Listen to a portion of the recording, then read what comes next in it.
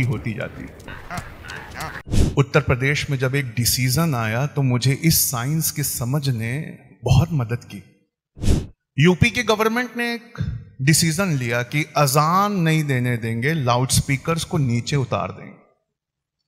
इस बात से मैं बहुत मायूस हुआ।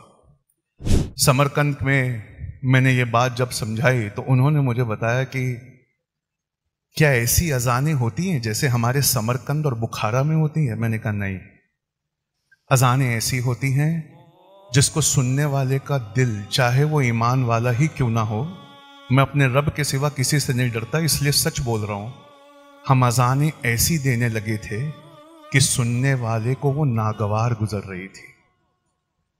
सुनने वाला महसूस करता कि ये अजान बहुत ही कर्कश आवाज में दी जा रही है। इस वजह से जिस रब ने चोंच में दांत नहीं दिए, जिस रब ने चारपायों को फैला दिया, उसने हमसे अजान देने का हक भी उत्तर प्रदेश में छीन लिया।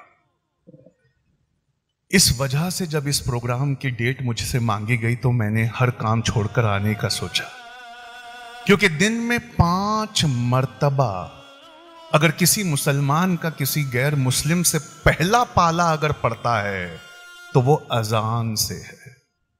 और यकीन मानिए, दुनिया के एक सबसे बड़े बॉक्सर की ये सच्ची कहानी है जो आज रात को आपको गूगल करके पढ़ना है। दुनिया का जो सबसे बड़ा बॉक्सर था, वर्ल्ड चैंपियन, उसका नाम आज मोहम्मद अली है। उसने कन्वर्ट होने से पहले एक अजान सुनी थी। उस अजान ने उसके दिल में इतना सुकून दिया था कि उन्होंने आगे बढ़कर कलमा पढ़ लिया था। आपकी मस्जिदों में क्या होता है? आपके बारे में इतनी बुराइयां की गई हैं कि कोई आपके मस्जिद में आकर देखेगा नहीं, लेकिन आपके मस्जिद में क्या होता है, इसका एक छोटा आधार कार्ड, आपके मीनारे से निकलने वाली ये आवाज है। अगर ये आवाज खूबसूरत है तो लोगों को करीब लाएगी, अगर ये आवाज बहुत खूबसूरत नहीं है तो लोगों को दूर करेगी। खानकाएं हुआ करती थी, मदरसे हुआ करते थे, उनके बारे में यह मशहूर था कि कोई किसी शहर में जाए और उसका सामान चोरी हो जाए और उसे भूख लगी हो तो एक खानकाह ढूंढ कर पहुंच जाए और वहां पेट भर के खाना खा ले। आज 2024 में ये बातें गुरुद्वारों के लिए मशहूर है। आपकी खानकाहों की शानदार चीजें अब किसी और ने ले ली है। लफ्जों का असर वाइब्रेशंस के जरिए हमारे खून पे, हमारे दिमाग पे और हमारे दिल पर बहुत गहरा होता है।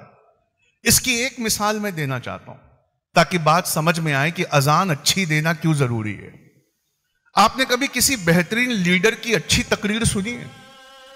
वो तकरीर स्टेज पर से दे रहा है, आप उससे बहुत दूर बैठे हैं, लेकिन वो लफ्जों के चयन को ऐसे करता है और अपने लफ्जों को अदा ऐसे करता है कि सुनने वाले का ब्लड प्रेशर बढ़ जाता है, उसकी सांसें तेज हो जाती है, उसके दिल में एक कुछ वक्त के लिए ये आता है कि मुझे अपनी कौम के लिए, अपने समाज, अपने देश के लिए कुछ करना है।